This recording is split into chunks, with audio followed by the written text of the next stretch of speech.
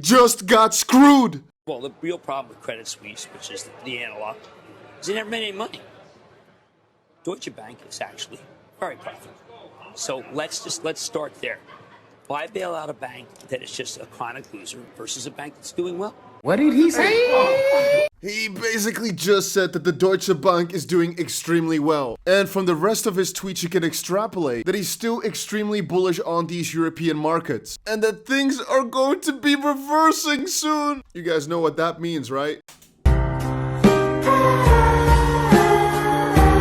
I've decided to pack my bags. I am not dealing with all this garbage stuff that this Jim Cramer bestows upon us every single day.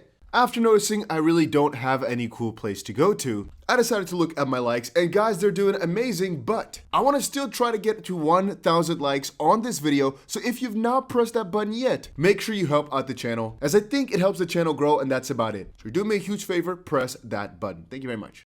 I think one of the things that's happening over in Germany right now is they're gonna pull a US on us. As you guys know, the banking realm is getting screwed over. And right now, if you have more than $250,000 with one bank, I would honestly be quite worried because they're gonna try screw you over. But one thing that all of this has in common is that crypto is being screwed over from every single angle, by the SEC, by the White House, you name it. And one thing I've also noticed is that they're using this banking crisis to clap some crypto cheeks. What I mean with that is, well, we had a little while ago a lot of the blame for the major banks' collapses be blamed upon crypto. What are we seeing right now over in Germany? Over 1,200 German banks can now offer Bitcoin trading to their retail customers. This comes ever so slightly after Deutsche Bank had a lot of troubles, but it did not collapse fully just quite yet. And we are thinking already, what if when the Deutsche Bank now falls, if it does, they're gonna try blame it upon cryptocurrencies. This is just something I want you guys to keep in the back of your head, that it can happen.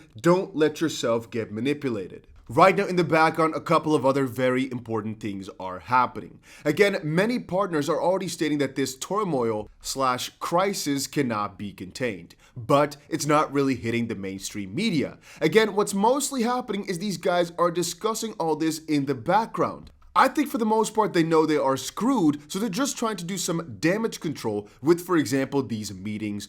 Treasury Secretary Janet Yellen calls top US financial regulators for an unscheduled meeting today that is closed to the public. Why is it closed to the public? Because they're basically discussing your livelihoods in the background. And honestly, you're not important enough to know it just quite yet. You're only gonna know it when they've made the decision as to whether or not you should be kept poor or you should get some sort of advantages. But most likely, guys, the results of all this that's happening in the background there will still not be good for you. And for anybody that did not know, by the way, whenever Jim Cramer says something, usually the exact opposite thing happens. There's an entire ETF built around Jim Cramer, and that's been soaring for a good while because, well, he keeps on saying, oh, it's gonna be fine. He said a little while ago that one of the banks was doing amazing, and it absolutely crashed, etc., etc. The point just is right here, if he is getting excited about Deutsche Bank or says that this whole banking situation will just turn back around, be prepared for things to get way worse, as this is a classical example of a guy that tells the masses what to do. The masses follow him. But as we all know, the masses lose money. So that's exactly what's probably happening here yet again. Understand, anybody that's telling you that the banking realm is just completely fine, like Fed Jerome Powell and a couple of these other guys, they're lying to you in your face. And I personally think it's laughable that people actually believe them, that the banks are just fine. They're just gonna continue on printing loads of money. It's all gonna be no worries. While you're secretly just getting poorer and poorer. I don't know how that doesn't upset people. You know what's even funnier? How all these guys like the White House, etc., are right now in a time where banks are worst of all, at least worse for the last decade, when they're doing at its worst peak point, and where crypto shines, literally. All of a sudden they started saying, you know what, this crypto stuff, it ain't really that good. But at the same time, as we just read in Germany, right, they're saying, you know what, these banks can start to accept crypto, it's all fine.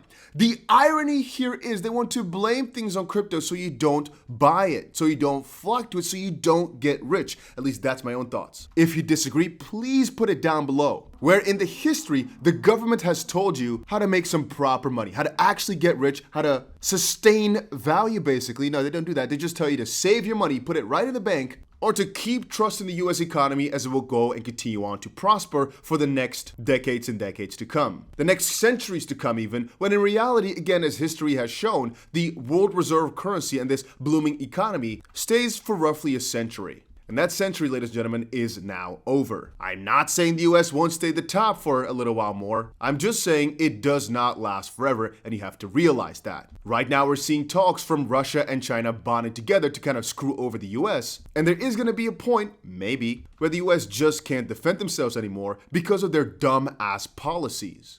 And maybe for that reason, right now, all they're trying to do is just block all the exits. We've seen it before, right? They don't want you to get into crypto. They don't want you to get out. The way I see it is they kinda want you to stay in the US, while also making sure enough people are in this crypto realm where it's relevant enough for them to smack it down right now as we speak. Because if everybody were to quit, it would be hard to justify crazy bans, right? No, they want people in. Then again, they also don't really want your money in there because that way they cannot control it anymore. As I've said just now, the US has not been good in terms of policy, which is why a lot of companies are looking to quit right there. They're looking to move out, which only adds to my story of the US ending its realm at the top. Its reign at the top, I should say. Again, AI and cryptocurrencies or blockchain technology, it's the wave right now. And if you as a country can't embrace it, accept it, and try your best to give people the chance to prosper in that field, or specifically companies, like El Salvador is trying right now by getting rid of all their taxes on income, property, and capital gains for like AI, blockchain, all this technological stuff, all these new innovations, well, you're going to see people leave. Again, there are not that many countries out there, though, that are doing it properly. Even in the UK, for example, right? Coinbase was writing a whole little thread here about the UK and their crypto thoughts, etc. It got me thinking, well, UK really ain't the best of countries either. I'm not sure if you guys have noticed, but a couple of things have happened. A lot of these banks have been cutting off access to crypto in the UK. And I think it's quite similar to what's happening in the US, where exchanges like Uphold, Kraken, Coinbase, all these guys have to stop you from staking your crypto. In a similar fashion, in the UK, they're stopping you from accessing the crypto space altogether. Again, through these bank gatekeeping limitations, basically, where if you're buying crypto through your bank, they're going to say, hey, wait a minute right there, that is risky. Again, what is the irony of it all, though? Why would all of a sudden over on this side, in Germany right here, 1,200 banks be allowed to trade, or at least offer trading for their retail customers? While over in the UK, they're very much against it. But then over in the US, the NASDAQ also launching their crypto custody services in a couple of months from now. Isn't it all pretty coincidental? I mean, this whole NASDAQ situation can be seen two ways as well. From one perspective, the guys just want to make freaking bank because they know people are going to flock here as the US economy just kind of poops on top of its own head. Again, Balaji's words are, I disagree with some of the framing, but this video correctly summarizes 4 key points. The Fed rendered many banks massively insolvent. The Fed is printing to cover that insolvency. They are also trying to block the exit to Bitcoin, and they're rolling out FedNow in July. Indeed, if you really start thinking about it, it makes a lot of sense that the way in the US they're doing it, they're just setting up for a sort of CBDC. Right now we're seeing some pushback in the US against the real CBDC, but just a massive new way for control through some manipulation in the banking system. To push it further though, maybe this whole NASDAQ narrative is similar to what's potentially happening over in Germany. They're giving you an apple, I know, you think, oh, happy, nice. But in return, they take your house. They take your car, they take your bike, they take your toddler, whatever. So even though you got, pretty happy with the nice little apple that you got, because it does look pretty good, they strip you from everything, Gonna quickly remind you guys again, if you've not yet, make sure you press that like button. It is greatly appreciated. I also reply to every single comment. So if you have something to say, make sure you comment it down below. And I have a couple more things to say here. One is I'm warning you guys right now, the attack on Binance is most likely coming. And this will probably be another little push towards the downside for crypto on the short term. And that is mostly because they went down yesterday. And I think some guys in suits will use that to attack the entire crypto space. They were probably all just completely, let's say, pleasuring themselves yesterday as Binance had troubles. Because that meant that there would be some easy suppression, some easy attack, some easy offense. So I'm just warning you guys about that. What is also happening in the background, though, is things actually being built. This is one thing that many people are forgetting, especially if you just watch crypto news and not like these fundamental videos. Some of the news that's being overlooked is the actual achievements of some of these blockchain or technology or fintech companies for that matter. and how they can change the world if they're given the proper leeway in terms of regulations and rules. One of those companies, in my own opinion, is Ripple. And I honestly still believe right now there are a lot of people that just don't want it to succeed. You can see that from all the massive FUD campaigns. Ripple is a scam, and Chris Larson is anti-human, Bitcoin Maxi and Swancom CEO. Whatever, I don't care. People will call things a scam all the time, doesn't mean they are. In my own personal view, this is all about balance. The way Ripple has played this game is very smart. You're not completely attacking this old system that's in place, this banking system, but adding to it.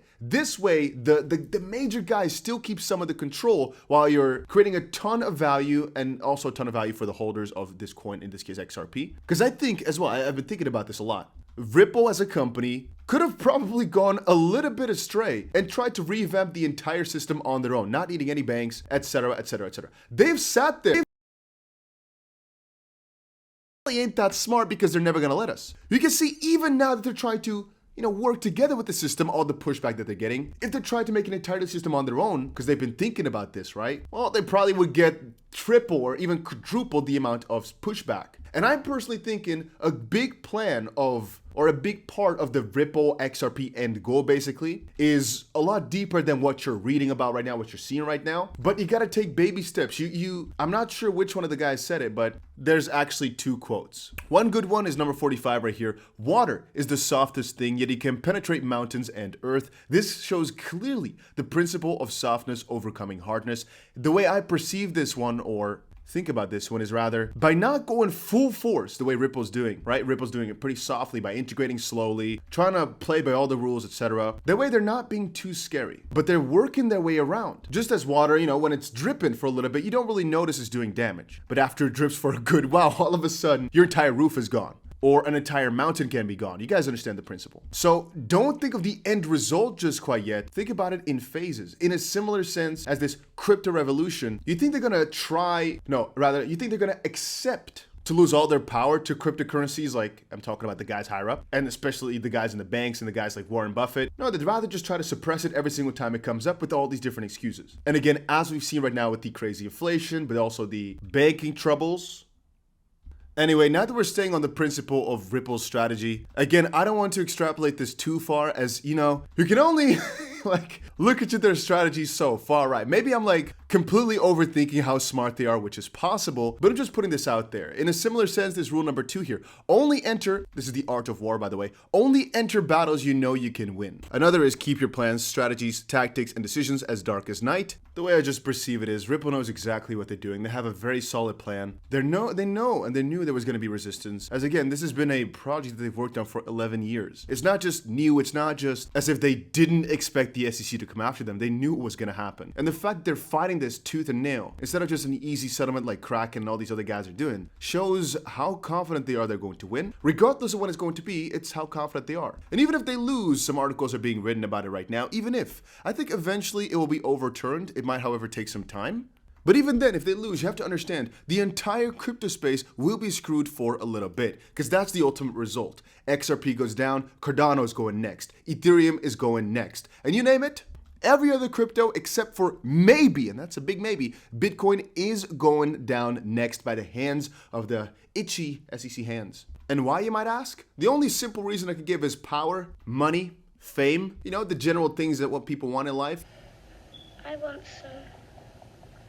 some more. So don't expect any handouts, don't expect easy victories, as all sides here are biased. Every single side has to fight for their victory to keep something, albeit power, albeit respect, albeit money in simple terms. One thing I'll also tell you here at the end, again, I'm extremely bullish on XRP, and even if you are not, let me tell you guys right here, this XRP historically ranges from 25 to 100% of ETH market cap. Currently, even after its recent run, XRP is sitting at one of its lowest points compared to ETH at 10.5% of ETH's market cap. Just think about it, right? Normally, it's as high as ETH, or at worst a quarter of it. Right now, it's about a tenth of Ethereum's market cap. If you don't think XRP at this point is extremely undervalued, we're not on the same page. And again, even David Schwartz said, hey, here's an example of the kind of thing I should never ever tweet, talking about $589,000 that somebody won in a free throws for the future. So yeah, 589 is confirmed.